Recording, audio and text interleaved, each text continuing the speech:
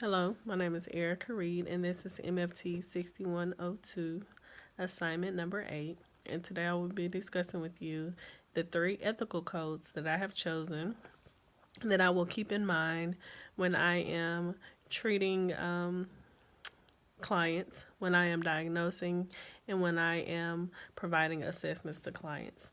The first ethical code that I have chosen is the ethical code. It's 1.11, which is non abandonment.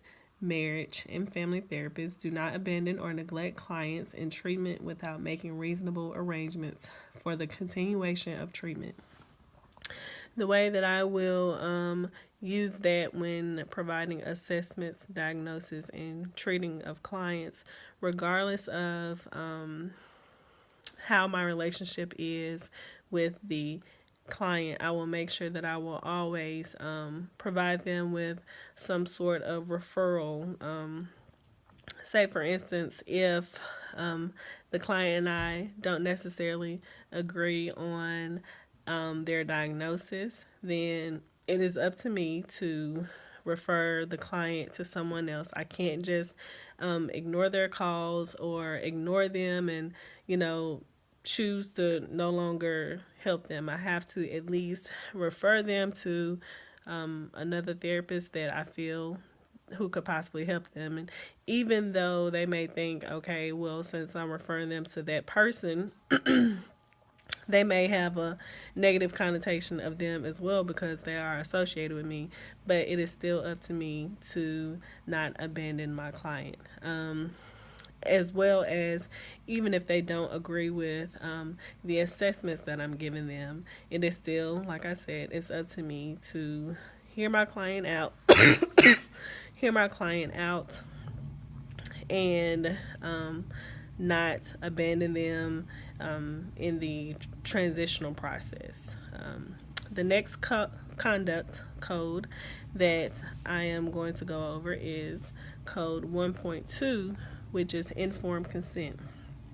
And that is, marriage and family therapists obtain appropriate informed consent to therapy or related procedures and use language that is reasonably understandable to clients. The content of informed consent may vary dependent upon the client and treatment plan. However, informed consent generally necessitates that the client has the capacity to consent, has been adequately informed of significant information concerning treatment processes and procedures, has been adequately informed of potential risk and benefits of treatments for which generally recognized standards do not yet exist, has freely and without undue influence expressed consent, and has provided consent that is appropriately documented when persons due to age or mental status are legally incapable of giving informed consent. Marriage and family therapists obtain informed permission from a legally authorized person if such substitute consent is legally permissible. And what that means is, and how I would make sure that I'm following the guidelines of that through assessments and diagnosis and treatments of clients. That is, I will make sure that my clients are very much informed of what we are doing from start to finish. That is, and I will also make sure that they sign, forms, consent forms, to make sure they are aware of what they are doing. And these consent forms will be very detailed. Along with being very detailed, I will make sure that I will explain in detail what the client is going to do, from the assessment to their diagnosis to how the treatment is going to go. And I will make sure that I'm explaining the diagnosis and I'm explaining the assessments before we even get started on any of these things. That way, my client will know what they are signing and they will know what they are doing.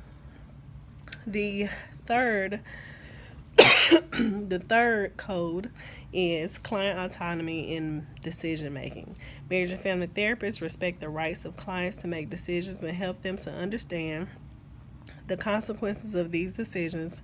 Therapists clearly advise clients that clients have the responsibility to make decisions regarding relationships such as cohabitation, marriage, divorce, separation, reconciliation, custody, and visitation. What that means is, regardless of what I feel the client should do in regards to their diagnosis, or in regards to their treatment, or in regards to their assessments. It is up to me to respect my client and their decisions. It is up to me to also support what it is that they are deciding. Yes, as their therapist, I will, have a different perspective and feel that I have their best interests at heart. But ultimately, these things are up to the client, and it's going to be important for me to explain to them the consequences of going with the opposite of my recommendations.